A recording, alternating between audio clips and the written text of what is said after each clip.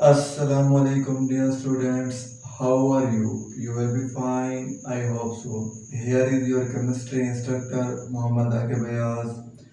Today we will study about relative atomic mass. Dear students, इस topic को read करते हुए मोस्टली स्टूडेंट्स कंफ्यूज होते हैं।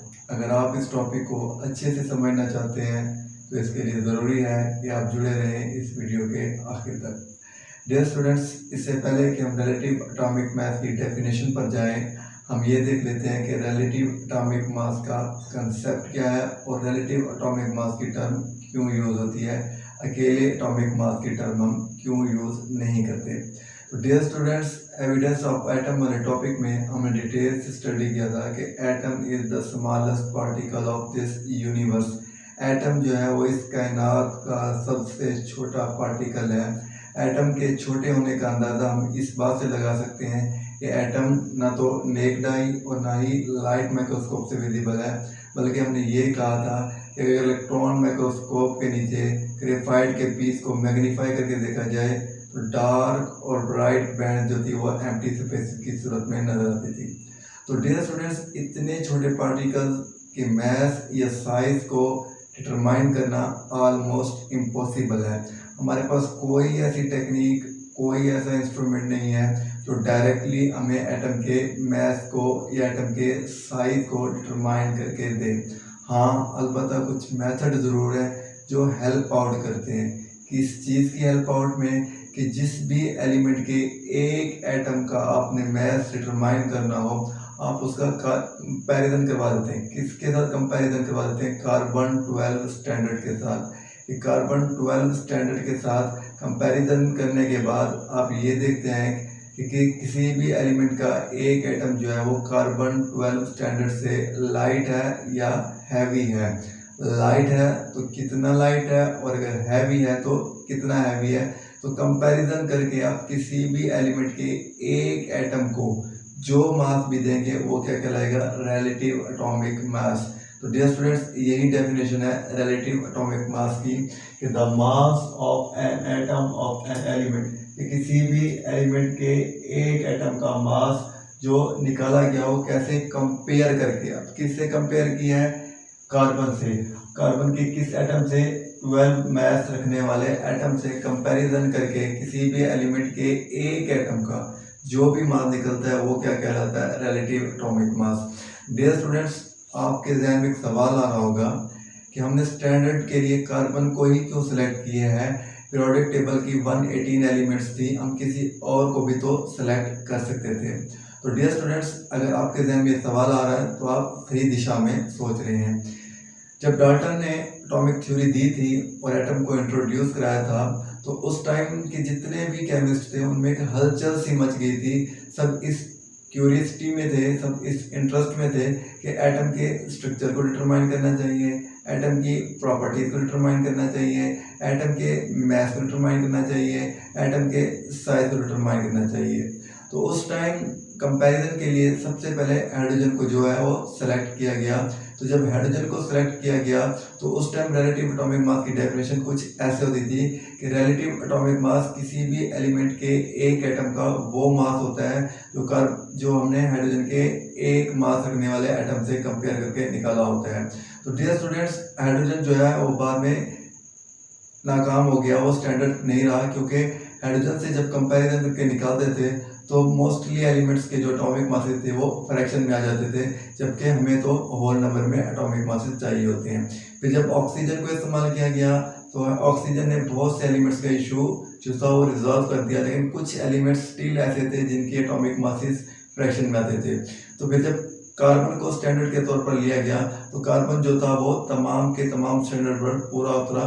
कार्बन को जब हमने स्टैंडर्ड के तौर पर लिया तो पीरियोडिक टेबल के जितने भी एलिमेंट थे सबके मासेस जो थे वो होल नंबर में आ गए। तो डियर स्टूडेंट्स, कार्बन को स्टैंडर्ड लेने की एक और मेन वजह भी है कि कार्बन जो है वो पीरियोडिक टेबल का मोस्ट स्टेबल और मोस्ट अबंडेंट एलिमेंट है, कि अपनी बहुत ज़्यादा कसरत में पाई जाने वाली वजह और स्टेबल होने की वजह, ये दो वजूहत थी कि कार्बन को स्टैंडर्ड के तौर पर लिया गया। और जितने भी एलिमेंट्स के एटम्स के मास को कंपेयर करना था तो उसको स्टैंडर्ड से कंपेयर किया गया। डियर स्टूडेंट्स, अगर हम रिलेटिव एटॉमिक मास को समझने के लिए एक डेली लाइफ एग्जांपल लें तो ये और भी आसान हो जाएगा हमारे समझने के लिए। डियर स्टूडेंट्स, सपोज करें आप एक शॉपकीपर की दुकान पर जाते हैं और उससे कहते हैं कि मुझे एप्पल दे दें, तो क्या आपको एप्पल दे देगा? वो कभी भी नहीं, जब तक कि आप उसको क्वांटिटी ना बताएं कि मुझे 1 kg एप्पल चाहिए, 2 kg एप्पल चाहिए। जब आप क्वांटिटी बताएंगे तब जाके वो आपको एप्पल देगा। जब आप क्वांटिटी बताएंगे तो शॉपकीपर क्या करेगा कि उसके पास एक बैलेंस होता है और बैलेंस की 2 साइड्स होती हैं। सपोज करेंगे उसके पास एक बैलेंस है और बैलेंस की 2 साइड्स हैं, तो क्या करेगा कि एक साइड पर एप्पल रख देगा और दूसरी साइड पर क्या कर देगा, कोई भी बाइट यूज़ कर लेगा जितनी आपने क्वांटिटी बताई है। सपोज करें 1 kg की आपने क्वांटिटी बताई है, तो वो बाइट को एप्पल्स के मैसेज से कंपेयर करेगा। कंपेयर करके वो जब आपको एप्पल्स देगा तो वो 1 kg होंगे। कंपेयर करने के बाद जब वो देखेगा कि दोनों इक्वल हो गए हैं तो वो आपको देगा एप्पल और कहेगा कि भाई साहब अब चलते बनिए, आपके 1 kg एप्पल हो गए हैं। डियर स्टूडेंट्स, इसी तरह अगर हम किसी भी एलिमेंट के एक एटम के मास को डिटरमाइन करना चाहते हैं तो इसके लिए ज़रूरी है कि हमारे पास कोई यूनिट हो। हम यूनिट को इस्तेमाल करते हो वे क्या कर सकते हैं, कंपैरिजन कर सकते हैं किसी भी एलिमेंट के एक एटम के मास का।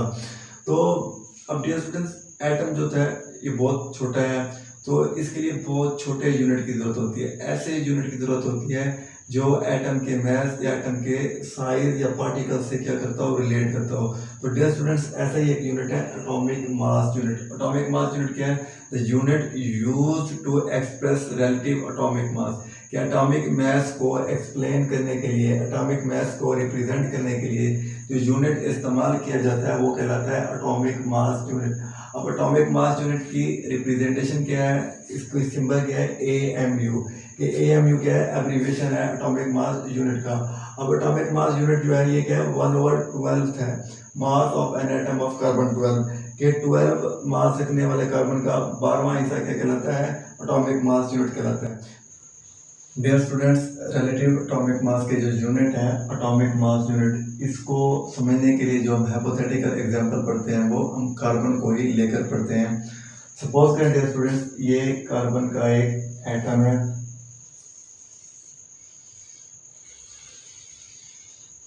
डियर स्टूडेंट्स, ये हाइपोथेटिकल एग्जांपल है क्योंकि एटम तो बहुत छोटा होता है, तो इसको इस तरह से ड्रा करना पॉसिबल नहीं है। हम अपने अंडरस्टैंडिंग के लिए इसको ड्रा कर रहे हैं और ये हाइपोथेटिकली होगा कि कार्बन का एक एटम है जिसका मास कितना है, 12 है। तो हम क्या करेंगे, इसके 12 इक्वल पार्ट्स कर लेंगे। वो कैसे करेंगे डियर स्टूडेंट्स, इस तरह से देख लें कि हमने कार्बन के 12 इक्वल पार्ट्स कर लिए।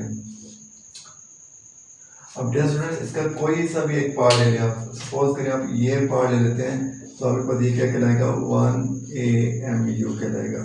अब 1 AMU क्या हुआ कि ये 12th पार्ट है, 1/12 ऑफ कार्बन 12 के 12 मास रखने वाले कार्बन का 12वां हिस्सा क्या कहलाएगा, 1 AMU कहलाएगा। इसी तरह डियर स्टूडेंट्स, ये भी 1 AMU कहलाएगा, ये भी 1 AMU कहलाएगा। तो ये सारे के सारे सिंगल यूनिट क्या कहलाएंगे, 1 AMU कहलाएंगे। और ये क्या है, 12th पार्ट है कार्बन का, कि 12 मास रखने वाले कार्बन के 12वें हिस्से को हम क्या कहते हैं, AMU कहते हैं। अब डियर स्टूडेंट्स, ये AMU यूनिट आ गया। अब इसको लेकर कंपेयर करके डिफरेंट एलिमेंट्स के एक एक एटम के मैसेज को निकाला गया। जब कार्बन को लेकर देखा गया तो उनको पता चला कि ये बैलेंस है और बैलेंस की एक साइड पर जब कार्बन 12 को रखा गया और दूसरी साइड पे AMU के यूनिट को रखा गया, कार्बन जो था वो हैवी था, हैवी होने की वजह से ये झुक गया। एक और AMU रखा गया, फिर भी कार्बन झुका हुआ था। इसी तरह एक एक करके 12 AMU रखेंगे तब जाके कार्बन जो था वो बैलेंस हो गया। इट मीन्स के कार्बन अपने ही यूनिट में 12 मास रखता है। इसी तरह डियर स्टूडेंट, जब हाइड्रोजन के मास को डिटरमाइन किया गया तो एक साइड पे हाइड्रोजन को रखा गया और दूसरी साइड पर क्या किया गया कि AMU का यूनिट रखा गया। तो डियर स्टूडेंट्स, उन्होंने देखा कि हाइड्रोजन जो है वो AMU से 0.84 ग्राम क्या है, हैवियर है। तो इसी तरह से डियर स्टूडेंट, इसको हाइड्रोजन को मास दे दिया गया 1.84 AMU। इसी तरह डियर स्टूडेंट्स, ऑक्सीजन को भी कंपेयर करके मास जो था वो निकाला गया। तो यहाँ पर डियर स्टूडेंट्स एक एमसीक्यूज के लिए पॉइंट दिया गया है कि एक एएमयू जो होता है वो 1.661 मल्टीप्लाई 10⁻⁻27 किलोग्राम के इक्वल होता है।